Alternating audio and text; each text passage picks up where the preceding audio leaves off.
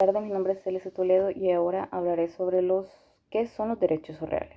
Un derecho real son aquellos derechos que recaen sobre una cosa en concreto y que tienen eficacia frente a la generalidad de las personas. Constituyen derechos subjetivos. Un derecho subjetivo básicamente consiste en una posibilidad que tenemos de exigir de manera garantizada aquello que las normas de derecho atribuyen a alguien como propio. Así se compone de dos elementos, la persona y el objeto. Vamos a decir que el derecho real etimológicamente significa poder sobre la cosa, porque la palabra real deriva del vocablo res.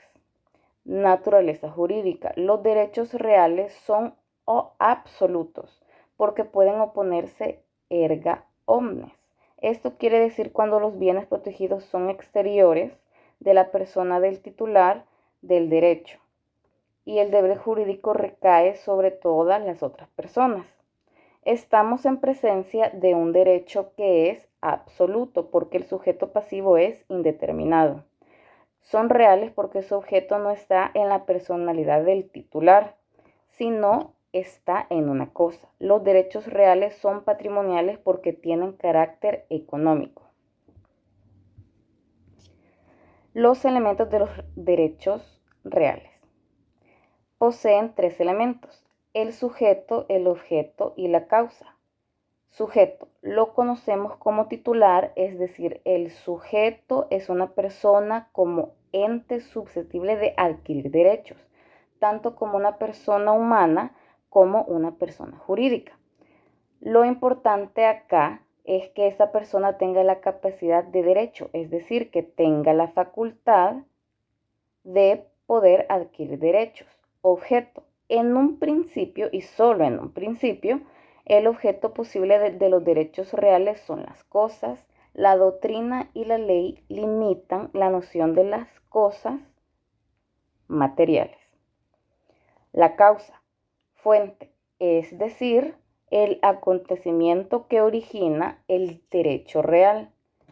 Aquel acontecimiento que le da nacimiento al derecho real, porque el origen de toda relación jurídica se produce a través de un hecho jurídico o de un acto jurídico.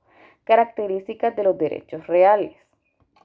Los derechos reales siempre tendrán por objeto o la relación entre una persona y un bien, sin que esto implique una relación jurídica, ya que estas son exclusivas entre personas y es más bien el poderío que se ejerce en la persona sobre el objeto. Otra característica que tienen los derechos reales que son oponibles en cualquier persona, como se comenta anteriormente, no requieren de una intermediación para ser ejercidos. La mayoría de estos son preferentes frente a otros tipos de derecho. Oponibilidad, derecho de persecución y por último derecho de preferencia. Las fuentes de los derechos reales pueden ser la voluntad de las partes, de la ley en cuanto a la ley para actuar, como por ejemplo en el caso de los padres sobre los bienes de sus hijos que están sobre su patria potestad. En cuanto a la voluntad de las partes, son también una fuente fundamental que origina sus derechos reales, como pasa en el caso de la herencia, cuando en ese estado de igual forma como quiera que en la clasificación de los derechos reales encontramos el dominio. Claramente una de las fuentes, la prescripción, la acepción, la tradición y por último la ocupación. La clasificación de los derechos reales. Vemos como primero el dominio, que es la relación jurídica entre el dueño, es decir, el titular y la cosa de su propiedad, configurando así el contenido del derecho de la propiedad o sobre una cosa corporal para gozar y disponer de ella. El siguiente es el usufructo.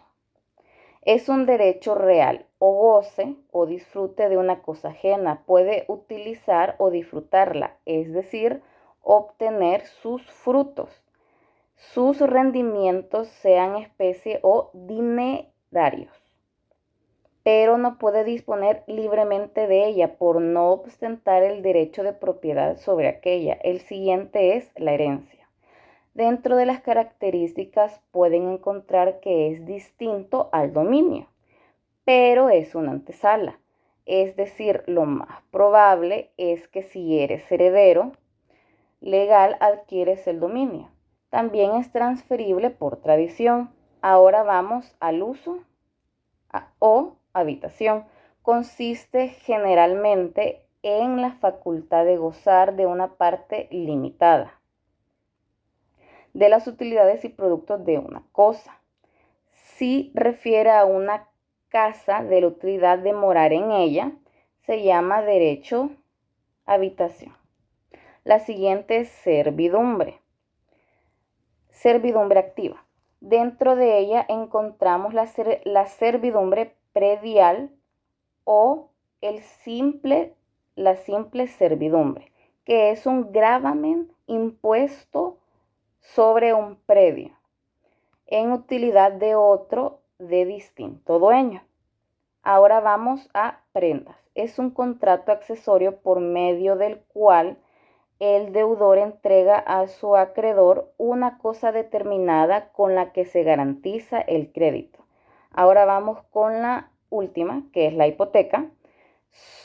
Es un derecho real de garantía que se constituye para asegurar el cumplimiento de una obligación normalmente de pago, de un crédito o préstamo que confiere a su titular un derecho de realización de valor de un bien. Es decir, la hipoteca solo se puede constituir sobre casas, apartamentos, fincas, lotes, entre otros. Y aquí van dos ejemplos. El ejemplo número 1, si yo soy propietario de un departamento y tengo en alquiler y mi inquilino no me paga la renta, yo tengo el derecho subjetivo de exigir ante la justicia que se pague la renta.